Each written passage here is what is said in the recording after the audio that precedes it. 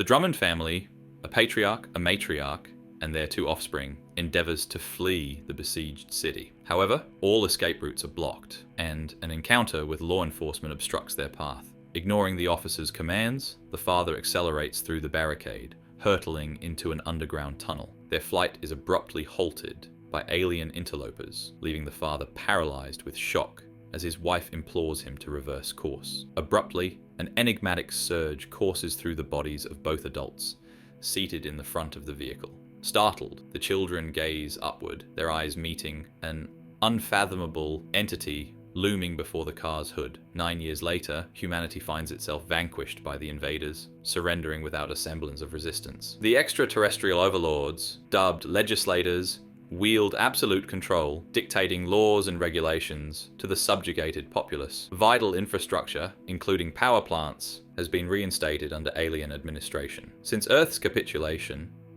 the aliens have coerced humans into constructing subterranean habitats, known as closed zones, accessible only to privileged human elites. The invasion, driven by the exploitation of Earth's resources, exacerbates societal inequality, with the affluent collaborating with the aliens reaping the benefits, while the disenfranchised face deprivation of basic necessities and rampant lawlessness. In the midst of this dystopian reality, a resistance movement emerges, clandestinely plotting an assault on the fortified enclave in Chicago.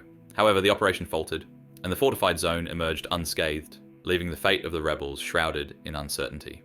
Despite assurances from the authorities of their complete elimination, doubts linger, and whispers suggest that this failure was merely the prelude to a larger uprising. 9 years after the botched insurrection in Chicago, the police vigilantly monitor any hint of dissent.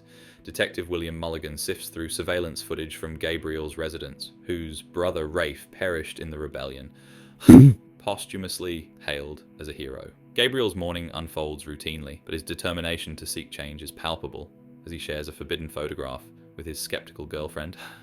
Meanwhile, Mulligan's investigation leads him to an advertisement for the Phoenix fire suppression system, sparking his curiosity. Seeking answers, he visits his acquaintance Jane, now overseeing a brothel adorned with the emblem of Phoenix. Their exchange hints at a deeper conspiracy, implicating the police chief and the elusive Dons. Returning to the precinct, Mulligan shares his discoveries, convinced of Phoenix's existence and its clandestine machinations. However, his assertions are met with skepticism from his partner, who doubts the survival of any insurgents following the previous crackdown. In the depths of the subway, two resistance operatives rendezvous, spurred by the cryptic message embedded within the newspaper advertisement. The stage is set for a covert battle against the oppressive forces controlling their world. Under the directives of their leader, known as the First, preparations are underway for their infiltration mission. It has been revealed that an entrance to the zone exists within the stadium, coinciding with the upcoming Unity Festival attended by high-ranking alien dignitaries. With the plan set, the next step is infiltration.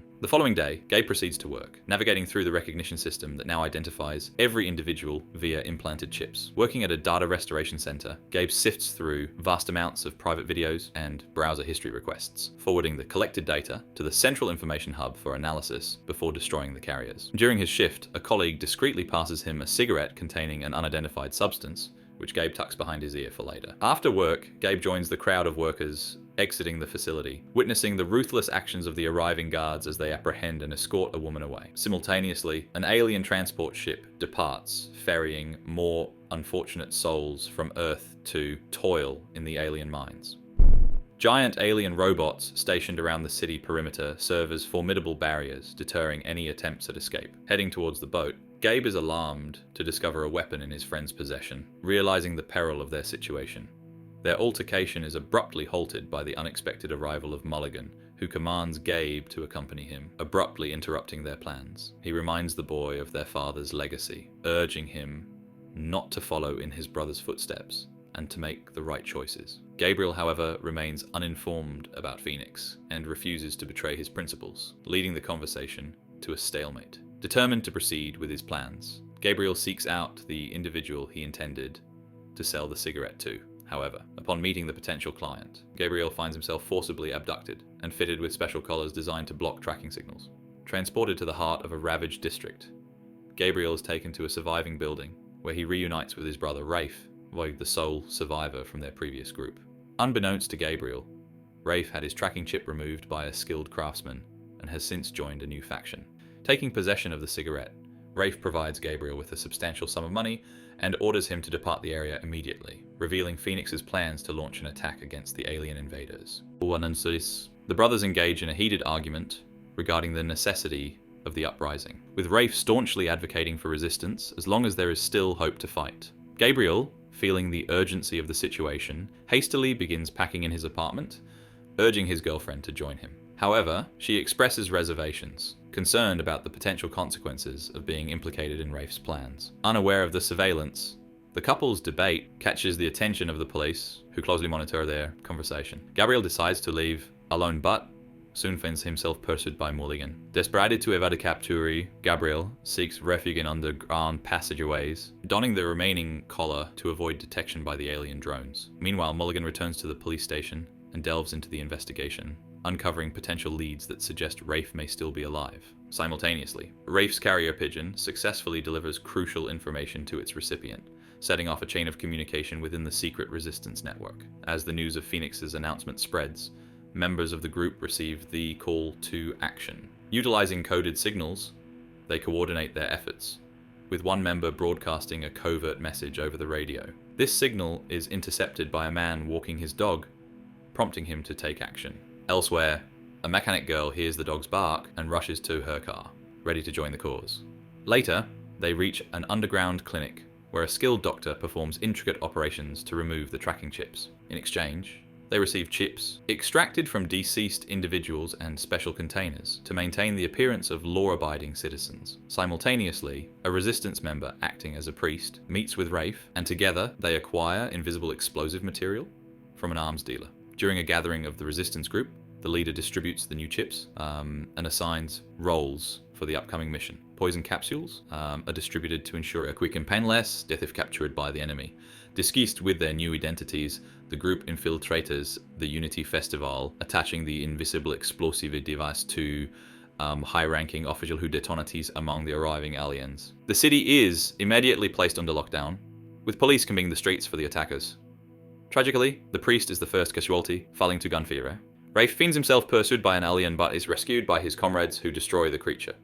As the surviving rebels attempt to flee the city, they are pursued by hunter warriors dispatched by the aliens. Enraged by the resistance's actions, the legislators prepare to destroy the district where the rebels are believed to be based. Mulligan, torn between loyalty to his duty and sympathy for the cause, attempts to negotiate with the police. The police chief, tasked with reporting to the aliens to prevent the destruction of the district, finds his efforts futile, as the decision has already been made. Raids ensue throughout the city, leading to Gabe's capture, while his brother and two comrades narrowly escape on buses just before their chips expire. However, their freedom is short-lived, as the buses are intercepted by the hunters. As capture becomes imminent, one of the resistance members ingests a poison capsule, while others engage in futile attempts to resist. Gabe's brother, Rafe, is apprehended and subjected to torture in an attempt to extract information about Phoenix. Meanwhile, Mulligan, torn between duty and conscience, uses Rafe's interrogation as leverage to force Gabe's cooperation.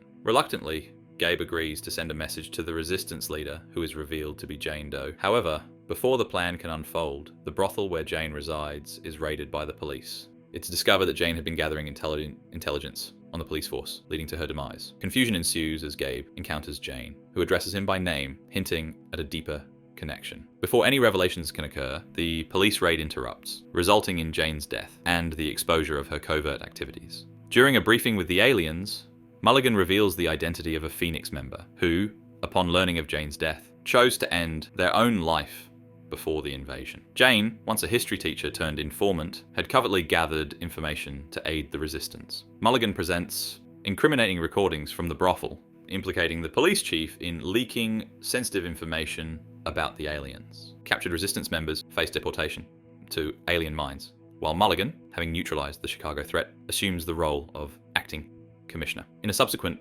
meeting with Gabe, Mulligan introduces a provocative theory. What if the uprising's failure was orchestrated? He hands Gabe a memory card extracted from a phone once owned by Jane. Upon viewing its contents, Gabe discovers a video from a party celebrating his impending birth, featuring messages from close family friends, including Mulligan and Jane Doe, who had connections to Gabe's mother.